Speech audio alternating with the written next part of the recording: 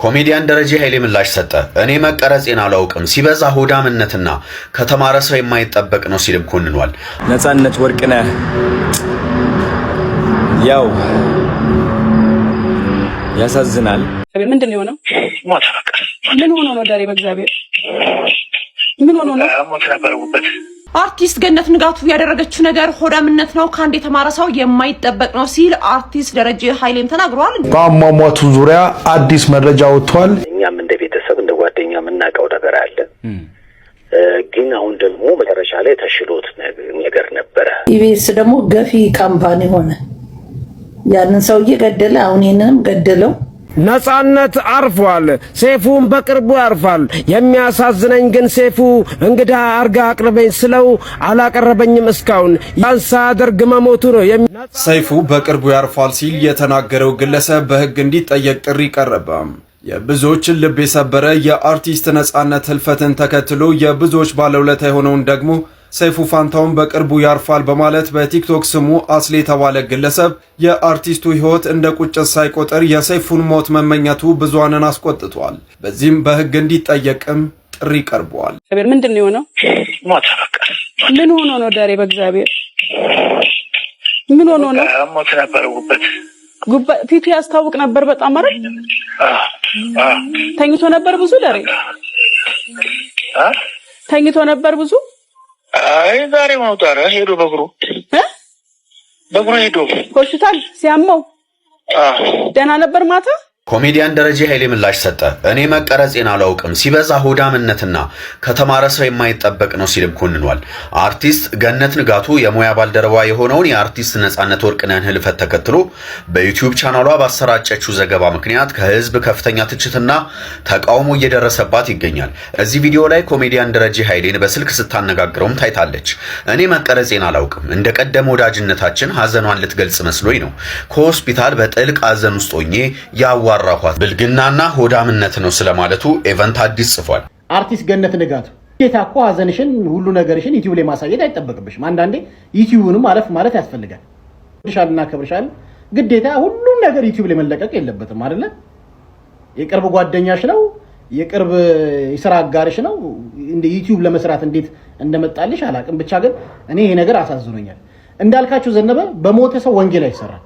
ነፃነት ወርቅነህ ነፍሱን ይማራውና ስላሴ ልጅነት አግኝቶ ኦርቶዶክሳዊ በክርስቶስ አምኖ ነው የሞተው። አንተ በየገባበት ሁሉ ቀን እንደ ህፃን አያጫውት እንደ እደግ በእውነት እደግ ጋይስ ዛሬ ነፃነት ወርቅነህ ከዚህ ዓለም በሞት እንደተለየን ሰማው። ቲክቶክ ቪዲዮዎችም አየው፣ አላመንኩኝም ነበር። አንዳንዴ ሰዎች ስንባል ያው ህይወት በጣም ረጅም ትመስለን የለ ሰው ይሞታል፣ ሰው ያልፋል ብለን አናስብም። ቀናችን የምንኖረው ብዙ ነገር እንደማያጋጥም ነው። and I think ወደን ሳይሆን ተገደን ነው። because በየቀኑ ሰው ይሞቱብኛል ብለን ማሰብ በጣም ያጨናንቃል። ግን ደግሞ እንደ ነፃነት ወርቅነህ ያሉ አይነት ሰዎች ከዚህ ህይወት በሞት ሲለዩን በጣም ከባድ ነው seriously because ትልቅ ሰዎች ናቸው and ትልቅ ውለታ የሰሩ ሰዎች ናቸው። የኛ ችግር ግን ውለታቸው የሚገባን በሞት ሲለዩን ነው። and I think ውስጤ ጸጸት ትንሽ ተሰማኝ። ምን አለበት ብደውልለት፣ ምን አለበት ባገኘው፣ ምን አለበት በሆነ አጋጣሚ like አያችሁ ሰዎች ስንባል ሰልፊሽ ነው፣ ኬርለስ ምንም ግድ የለንም ለሌላ ሰው ታውቃላችሁ። ወደን እኮ አይደለም because እኛም ህይወት እየኖርናት ነው። ሁላችንም እየኖርን ነው ህይወት የየራሳችንና እኔ ምንም ማለት አልችልም። ማለት የምችለው ለነፃነት ወርቅነህ ቤተሰቦች መጽናናትን እመኛለሁ። ስሜቱ ምን እንደሆነ ሊገባኝ አይችልም፣ ግን መጽናናትን እመኛለሁ። ብርታቱን ይስጣችሁ፣ ጥንካሬውን ይስጣችሁ። እግዚአብሔር ራሱ ከጎናችሁ ይቁም። ወደ ተሻለ ቦታ ነው የሄደው። ነፃነት ወርቅነህ ለብዙ ሰዎች ፈገግታ ምክንያት የሆነ ሰው ነው። የብዙ ሰዎች የሳቅ ምንጭ ነው። አሞት እያለ ማስታወሳለሁ እየሰራ ነበር እና ጠንካራ ታታሪ ሰው ነበር። ካለፈው በኋላ እንደዚህ ብዬ መናገሬ ትንሽ ይደብረኛል፣ ግን ሰው መሆን ምንም ማድረግ አንችልም። ሁላችንም በየራሳችን ህይወት ተቀመጥን። ለአድናቂዎቹ መጽናናትን እመኛለሁ፣ ጥንካሬን እመኛለሁ። ነፃነት ወርቅነህ ያወቅኩት እኔ በኤፍቢአይ ፊልሙ ነው። በጣም ያስቀኝ ነበረ። በየቀኑ ፊልሙ አየው ነበር ልጅ እያለሁ። በጣም አማርኛ ፊልም ወድ ነበር እና ትልቅ ሰው ነው እና ሁላችንም ከዚህ መውሰድ ያለብን ትምህርት ምንድነው? በጣም ብዙ አንጋፋ አርቲስቶች አሉ፣ አክተሮች አሉ፣ ሰዓሊዎች አሉ፣ ለዚች ሀገር ትልቅ ውለታ የዋሉ ሰዎች አሉ፣ በህዝብ ዘንድ ፍቅር ያተረፉ ታላላቅ አንጋፋ ሰዎች አሉ። አሁን እኛ መማር ያለብን እነዚህ ሰዎች ከኛ ሲነጠሉ ሲለዩ ሳይሆን እነሱን እያስታወስን ማመስገን ያለብን አይ ቲንክ በህይወት እያሉ ማመስገን ይኖርብናል ብዬ አስባለሁና እወዳለሁ። ነፃነት ወርቅነህ ይቅርታ አድርግልኝ፣ ቀድሜ ስላላስታወስኩ ይቅርታ አድርግልኝ። እወዳለሁ። ነፃነት ወርቅነህ ያው ያሳዝናል፣ ይደብራል። በጣም ዘግይተናል። እኔ በበኩሌ ዘግይቻለሁ። ለምን እፈቅርሃለሁ ለማለት ዘግይቻለሁ። እሱን ለማስታወስ ዘግይቻለሁ። እንዴት ነህ ብዬ ለመጠየቅ ዘግይቻለሁ። ሁላችንም እንደዘገየ ነው።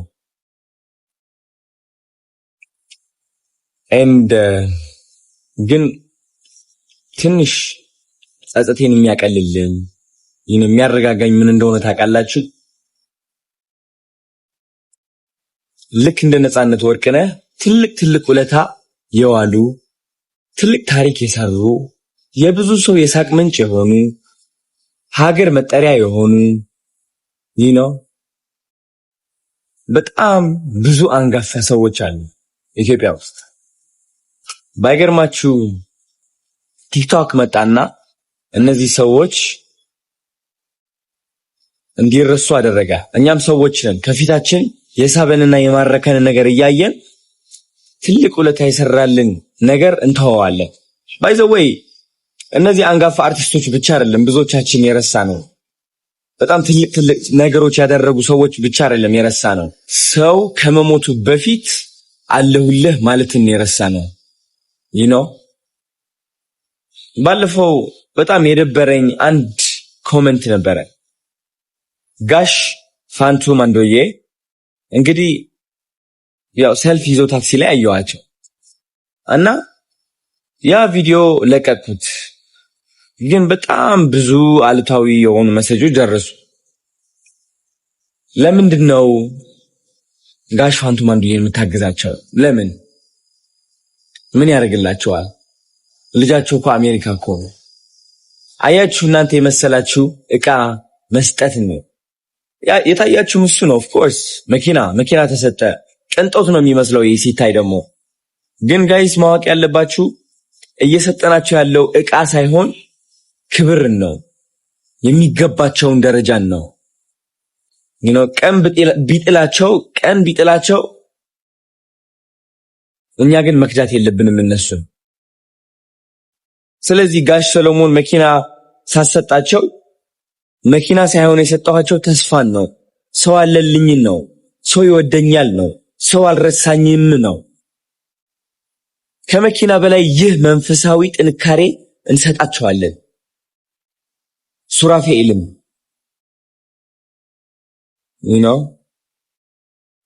ስለዚህ ከምንም ጊዜ በላይ የጀመርኩት ቻሌንጅ አጠናክሬ ለመቀጠል ወስኛለሁ። ኢትዮጵያ ውስጥ ያሉ አንጋፋ ሰዎች ለኛ ፈገግታ ምክንያት፣ ለኛ ኩራት ምክንያት፣ ለኛ መፈቃቀር ምክንያት የሆኑ ሰዎች የሚገባቸውን ክብር ለመስጠት ቃል እገባለሁ። ሰው ከሞተ በኋላ ጀግና ነበር፣ ጎበዝ ነበር እያልኩኝ መመስከር አልፈልግም። ያ ሰው በህይወት እያለ ግን መመስከር እችላለሁ።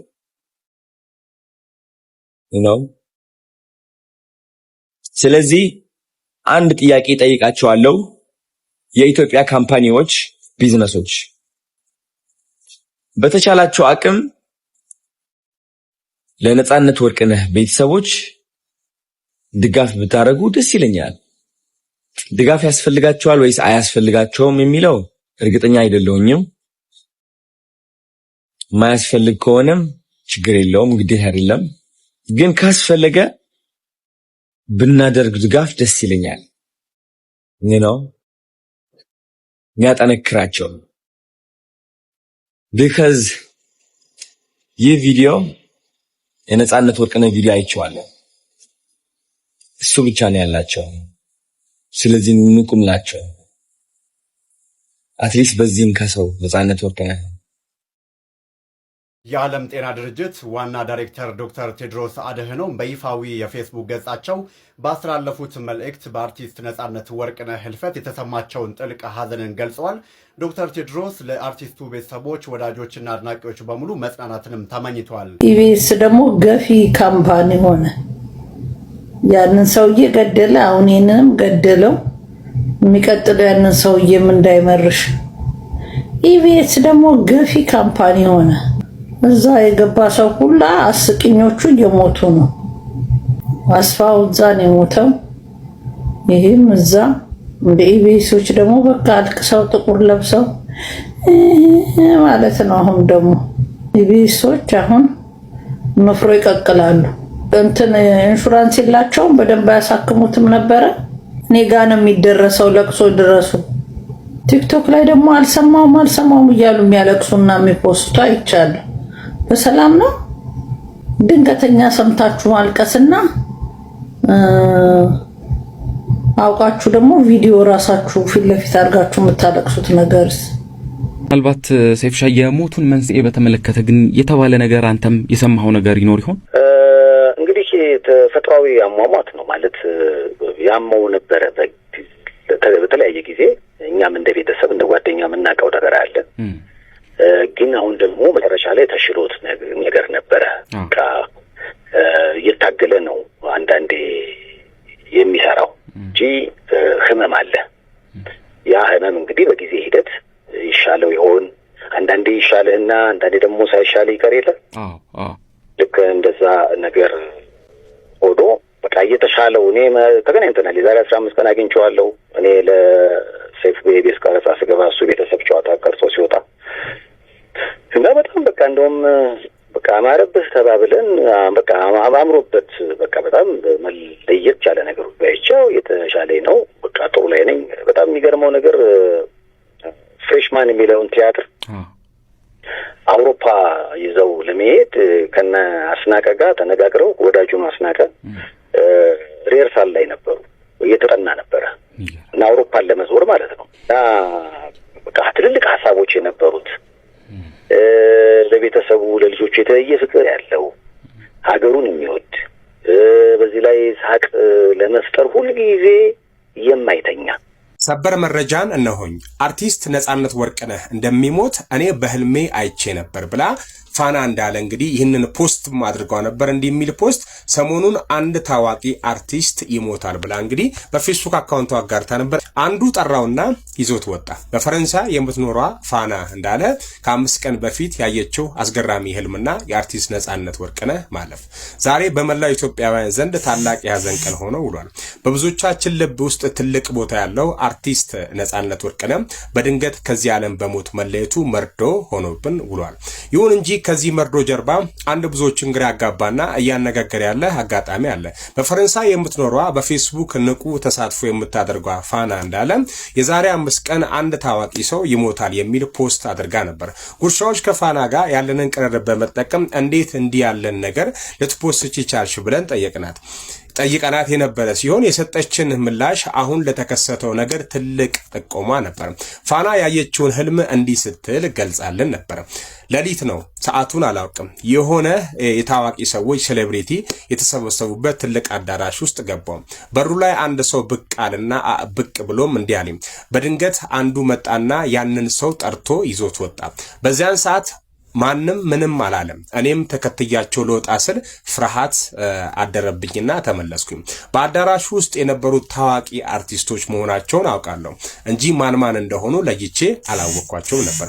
መጨረሻ ላይ ግን አንዱ ጠራኝና እዚህ የነበረው ሰውዬ የታለ ብሎ ሲጠይቀኝ አንዱ ጠርቶ ይዞት ወጣ እኮ አልኳቸው።